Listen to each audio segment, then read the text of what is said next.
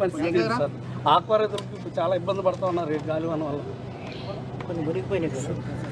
ఇప్పుడు చెప్పారు కదా, అంత మునిగిపోయినా మా సార్కే మా ఓటు సార్.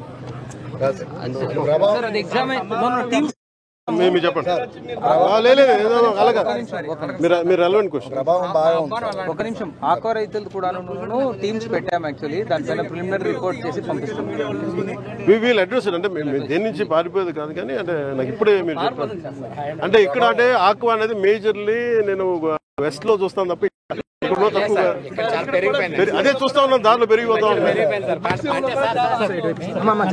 పరిస్థితి సార్ ఆక్వా రైతులకు ఇప్పుడు చాలా ఇబ్బంది పడుతూ ఉన్నారు ఈ గాలివాన వల్ల.